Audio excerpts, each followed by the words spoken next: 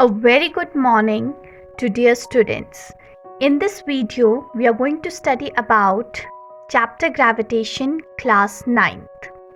The topic covered under this video will be thrust and pressure, and how does this thrust leads to your buoyant force. Okay, so now first we are going to study about thrust.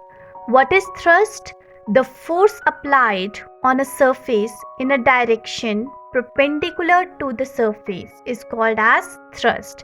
Now, whenever the force is applied and that force is in perpendicular direction, it is called as your thrust, and the SI unit is your Newton.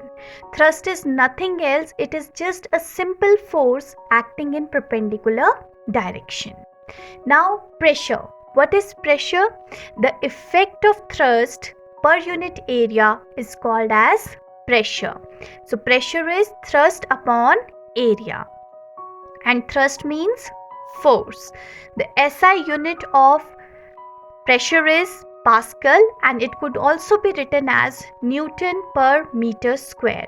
Newton is the SI unit for thrust and meter square is the SI unit for area. Now pressure, it depends upon two factors.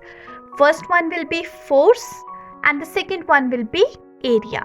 With force, it will be directly proportional. More force, more pressure. Less force, less pressure. Now with area, it is inversely proportional. And what does this inversely proportional means? More area, less pressure. Less area, more pressure. This is called as your inversely proportional.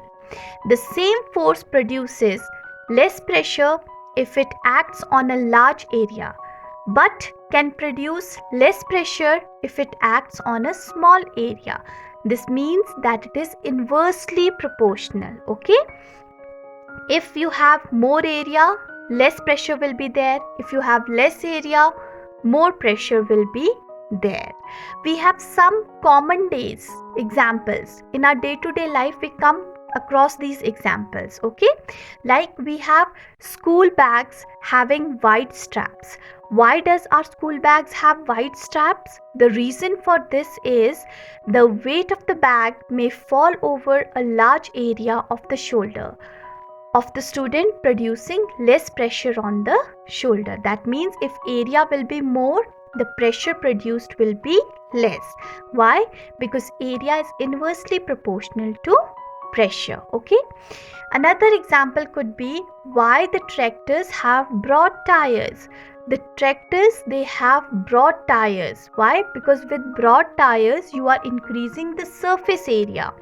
Once the surface area is increased, the pressure applied will be less, and there will be no sinking of the tractor in the field. It can work smoothly. Okay, so that is the reason why tractors have broad tires. Another example could be sharp knife cuts better than a blunt knife. A sharp knife has less area of contact, okay, because it is pointed, so the less area of contact will be there, and thus more pressure could be applied. A blunt knife have more area of contact, thus less pressure will be applied. Okay, so we can cut easily through a sharp knife. Another example could be it is easier to walk on a soft sand if we have flat shoes rather than shoes with sharp heels. As you can see it in the picture, a sharp heel have less area of contact with the ground, so the pressure applied will be more, whereas a flat shoe have more area of contact, so the pressure applied will be less, and we can walk comfortably in a flat shoe as compared to heels. Now we talk about pressure in fluids, and pressure in fluids comes through buoyancy force. When a body is immersed in fluid, an upward force is exerted by the fluid on the body. This upward force is equal to the weight of the fluid displaced by the body, and it is called as the force of buoyancy. What it is called? It is called as the force of buoyancy, the upward force which is applied. A force acting on buoyancy. The buoyant force is caused by the difference between the pressure at the top of the object, which pushes it downwards, and the pressure at the bottom, which pushes it upward. Since the pressure at the bottom is always greater than at the top, every object submerged in a fluid feels an upward buoyant force. Okay, now what causes this buoyant force? The buoyant force is the force on an object exerted by the surrounding fluids. When an object pushes water, the water pushes back with as much force as it can. If the water can push back as hard, the object floats. If not, then it sinks. So what could be the reason that why the object is floating?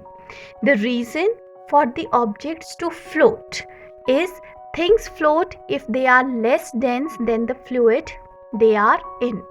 Things float if they weigh less than the buoyant force pushing up on them. Things float if they are shaped so their weight is spread out. So, on the whole, thrust and pressure are related to your pressure in fluids also. Okay, it is the buoyant force which is responsible for the upward movement, that is the upward force of an liquid. So thank you for watching this video.